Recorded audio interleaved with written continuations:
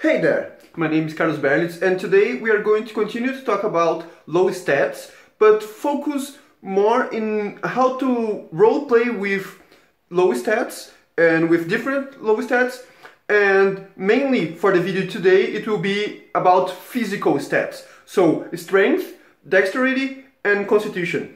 And on another video we will focus on the non-physical attributes, intelligence, wisdom and charisma, in order to be able to differentiate between them and how they are really very different to have in roleplay between them.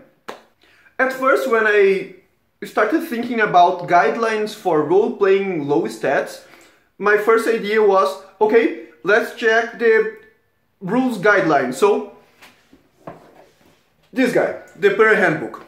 However, different from what you have in 3rd edition and 3.5, you actually don't have very strict guidelines in the player handbook about how to roleplay with low stats, or even each stat particularly. You have some very open guidelines, but they are just that. They are just guidelines, and I thought to have a little bit more of how to interpret each low stat and how to go with them. So then I go to another guy that for today will be the monster manual, and then we will compare how different creatures have some of these low stats, and then how we can get these low stats from these creatures to our players and our characters.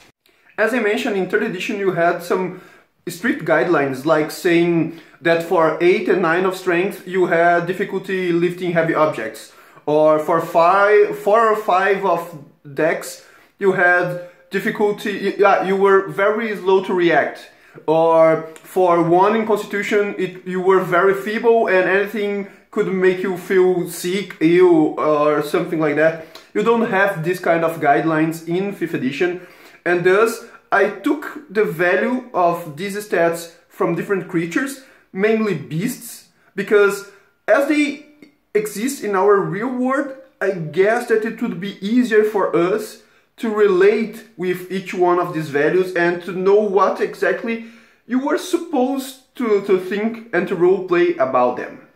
The first of the physical attributes is strength.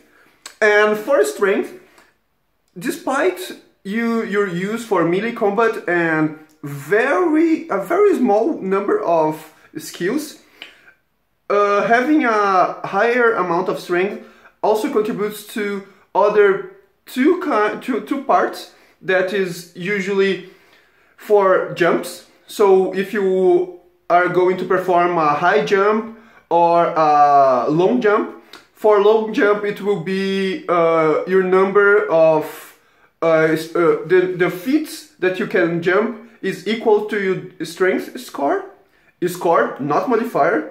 And for a high jump, the highest that you can jump is 3 plus your strength modifier in feet. So then you can have some idea of how they perform. One is modifier, the other is the score. Also, for carrying capacity, it's also important to check on strength. It's supposed to be 15 times your strength score in pounds.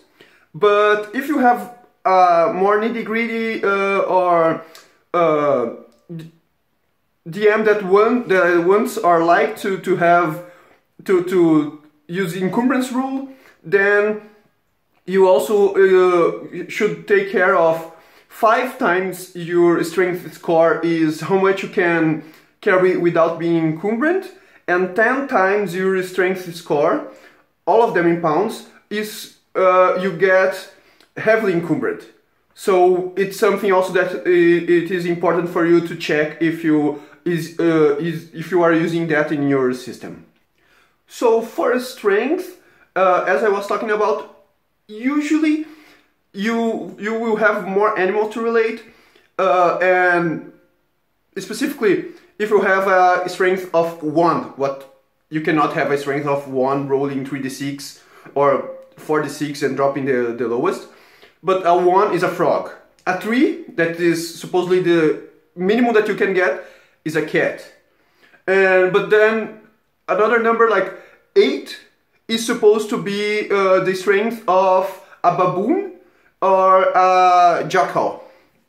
If I'm not mistaken, 7 is an eagle, and with a strength of 11, for instance, you have like a deer. So here you can have some idea of with 3 you have a cat, so it's a not very strong animal, but with 8 you have a baboon, which is an animal that have a certain amount of strength. So you are not really feeble by just having -1 in your strength modifier. You still have strength to perform basic stuff in everyday life or everyday adventuring routine that you will have.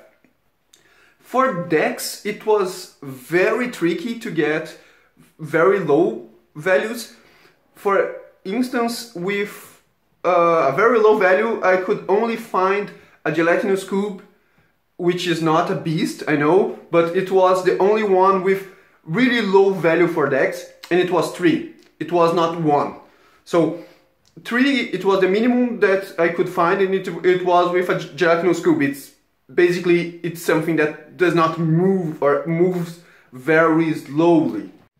And with dexterity of 5, you have a black pudding, which is not a beast as well, and 7, a purple worm. None of them are beasts.